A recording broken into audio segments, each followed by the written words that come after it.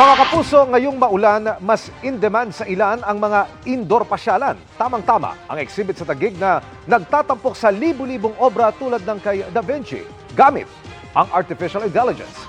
Silipin natin sa pagtutok ni Dano Tingkungko.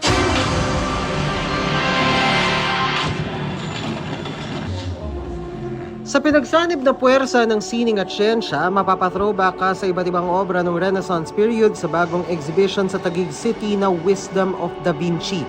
Gamit ang artificial intelligence o AI, hindi bababa sa 22,000 masterpieces ang masisilayan dito.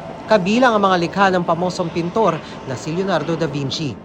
We collected data from the Italian art history, more than 20,000 paints, and from the 342 artists. The main role is Leonardo, but it's more than Leonardo. The people will experience the entire art history. Sa Curator's Lounge, makikita ang poetic AI mula sa mga libro ni na Albert Einstein at Galileo Galilei. Narito rin ang AI presentation na hango sa datos na kinolekta mula sa mga miyembro ng Manila Symphony Orchestra in real time habang tumutugtog sila.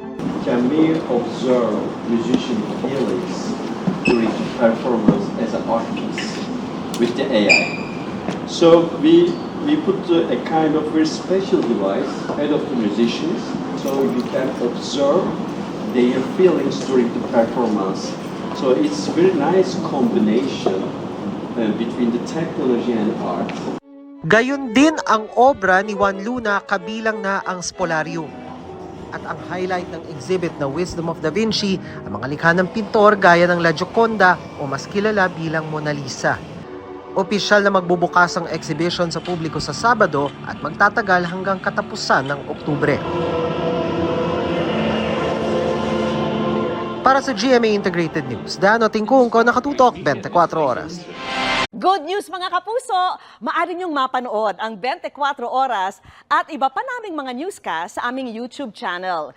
I-click lang ang subscribe button na lalabas sa screen. Sa mga kapuso abroad, maaari niyo kaming masubaybayan sa GMA Pinoy TV at sa www.gmanews.tv.